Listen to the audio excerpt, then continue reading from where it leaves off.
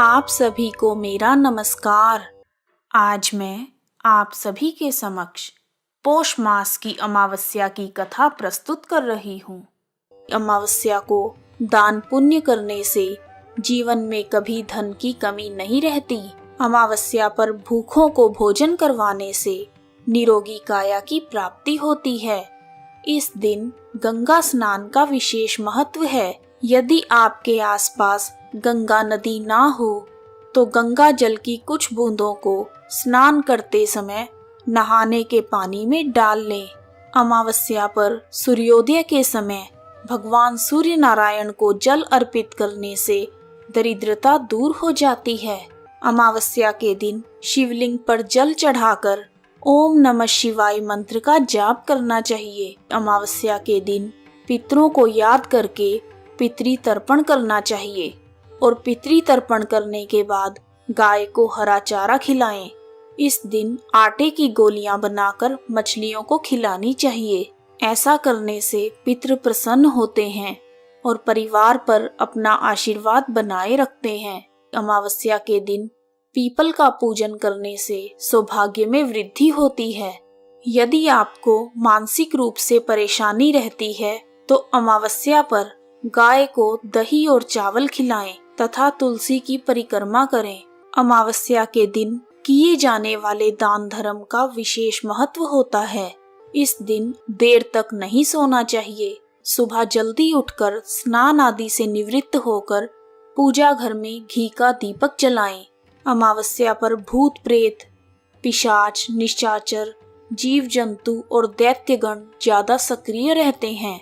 इसी कारण हमारे चारों ओर नकारात्मक शक्तियां सक्रिय हो जाती हैं। अमावस्या की रात को किसी सुनसान जगह पर जाने से बचना चाहिए। अमावस्या के दिन घर में लड़ाई झगड़े से बचना चाहिए और ध्यान रखें कि अमावस्या पर घर में कलह ना हो। शांति का वातावरण बनाए रखें। अगर आप घर में अमावस्या पर अपने परिवारजनों से दुर्व्यवहार करते हैं तो पितरों की कृपा नहीं मिलती। इसलिए घर में शांति का वातावरण बनाए रखना अत्यंत आवश्यक होता है। अमावस्या के दिन ब्रह्मचर्य का पालन करने से संतान के जीवन में सुख शांति बनी रहती है। उन्हें हर क्षेत्र में सफलता मिलती है। आइए अब सुनते हैं अमावस्या की व्रत कथा। एक बार एक गरीब ब्राह्मण परिवार था। उस परिवार में बहुत ही सुंदर, संस्कारी तथा गुणवान पुत्री थी, परंतु गरीब होने के कारण उसका विवाह नहीं हो पा रहा था, जिस वजह से ब्राह्मण और उसकी पत्नी बहुत चिंतित थे। एक दिन उस ब्राह्मण के घर एक साधु महाराज पधारे। वह ब्राह्मण के सेवा भाव से काफी प्रसन्न हो गए और कन्या को लंबी आयु का आशीर्वाद देते हुए साधु ने कहा कि इस कन्या की हथेली में विवाह का योग नहीं है। तब ब्राह्मण दंपति ने साधु से पूछा कि यह कन्या कौन सा ऐसा शुभ कर्म करे जिससे इसके हाथ में विवाह का योग प्रबल हो जाए। तब साधु ने कुछ देर विचार करके बताया कि कुछ ही दूरी पर एक गांव में सोना नाम की धोबिन रहती है, जो बहुत ही संस्कारी, संपन्न तथा पतिपरायण है। यदि आपकी पुत्री उसकी सेवा करे और वह धोबिन इसकी मांग में अपना सिंदूर लगा दे तो उसके बाद इस कन्या का विवाह हो जाएगा। साधु ने यह भी कहा कि वह धोबिन कहीं आती जाती नहीं, वह हमेशा अपने घर पर ही रहती है। ऐसी बातें सुनकर उसने अपनी बेटी से धोबिन की सेवा करने के लिए कहा। अगले दिन ही प्रातःकाल कन्या मुंह ढककर सोना धोबिन के घर जाती है और उसके यहाँ साफ सफाई तथा अन्य सारे काम करके फिर अपने घर वापिस आ जाती है। यह सब कुछ दिन तक चलता रहा। एक दिन धोबिन अपनी बहू से पूछती है, तुम तो सवेरे ही उठकर घर के सारे काम कर लेती हो और मुझे पता भी नहीं चलता। बहू ने कहा, माँ जी, मैंने तो सोचा आप ही सुबह उठकर सारे काम खत्म कर लेते हो, मैं तो देर से उठती हूँ। इस पर दोनों सास बहू निगरानी करने लगे कि ऐसा कौन है जो सुबह ही घर का सारा काम करके चला जाता है। दोनों सास बहू ने देखा कि एक कन्या अंधेरे में आती है और घर के सारे काम करके फिर वापस चली जाती है। अगले दिन जब ब्राह्मण की पुत्री धोबिन के घर आई तो धोबिन उसके पैरों में गिर पड़ी और उसे पूछने लगी, कि हे देवी, आप कौन हैं जो इस तरह चुपचाप मेरे घर की चाकरी कर रही हैं। तब कन्या ने साधु द्वारा बताई गई सारी बातें बताई। लड़की की बातें सुनकर सोना धोबिन सिंदूर देने के लिए तैयार हो गई। सोना धोबिन के पति थोड़े अस्वस्थ थे, वह कहीं बाहर जा रहे थे। तब उन्होंने अपनी बहू से कहा, मेरे लौटने तक घर पर ही रहना। सोना धोबिन ने जैसे ही अपनी मांग का सिंदूर उस कन्या की मांग में लगाया, उसका पति मर गया। उसे इस बात का पता चल गया था कि उसके पति अब जीवित नहीं हैं, इसलिए वह घर से निर्जल ही चल पड़ी। उसने सोचा रास्ते में कहीं पीपल का पेड़ मिलेगा तो उसे भंवरी देकर और उसकी परिक्रमा करके ही मैं जल ग्रहण करूंगी। उस दिन अमावस्या थी।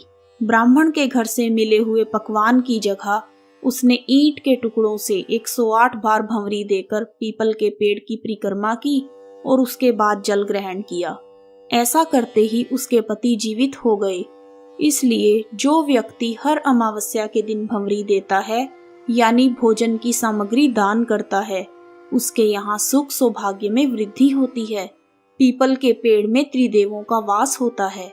जो व्यक्ति अमावस्या को पीपल के पेड़ की पूजा करता है, उसे अखंड सौभाग्य की प्राप्ति होती है। कथा समाप्त। ओम नमः शिवाय। आइए अब जानते हैं अमावस्या तिथि का नाम अमावस्या कैसे पड़ा। एक बार श्रेष्ठ पितृ अग्निश्वात और बहिर्षपद की मानसी कन्या अक्षोदा घोर तपस्या कर रही थी। वह तपस्या में इतनी लीन थी कि तपस्या करते करते 1000 वर्ष बीत गए। उनकी तपस्या के तेज से पितृलोक भी प्रकाशित होने लगा, जिस वजह से सभी श्रेष्ठ पितृगण प्रसन्न होकर अक्षोदा को वरदान देने के लिए एकत्रित हुए और अक्षोदा के पास गए। उन्होंने अक्षोदा से कहा, हे पुत्री, हम सभी तुम्हारी तपस्या से अति प्रसन्न हैं, इसलिए जो चाहो वह वर मांग लो। लेकिन अक्षोदा ने पितरों की तरफ ध्यान ही नहीं दिया। वह उनमें से एक अति तेजस्वी पितृ अमावसु को बिना पलक झपके निहारती रही। पितरों के बार बार कहने पर उसने कहा, हे पितृगण, क्या आप मुझे सचमुच वरदान देना चाहते हैं? इस पर तेजस्वी पितृ अमावसु ने कहा, हे अक्षोदा, वरदान पर तुम्हारा अधिकार सिद्ध है, इसलिए बिना किसी संकोच के कहो। अक्षोदा ने कहा, हे भगवान, यदि आप मुझे वरदान देना ही चाहते हैं तो मैं आपके साथ आनंद पूर्वक रहना चाहती हूँ। अक्षोदा के ऐसे वचन सुनकर सभी पितृगण क्रोधित हो गए। उन्होंने अक्षोदा को श्राप दिया कि वह पितृलोक से पतित होकर पृथ्वीलोक पर जाएगी। पितरों द्वारा ऐसा श्राप दिए जाने पर अक्षोदा पितरों के पैरों में गिरकर रोने लगी। अक्षोदा के अश्रुओं को देखकर पितरों को दया आ गई। उन्होंने कहा, अक्षोदा, तुम पतित योनि में श्राप मिलने के कारण मत्स्य कन्या के रूप में जन्म लोगी। भगवान ब्रह्मा के वंशज महर्षि पराशर तुम्हें पति के रूप में प्राप्त होंगे। तुम्हारे गर्भ से भगवान व्यास जी जन्म लेंगे।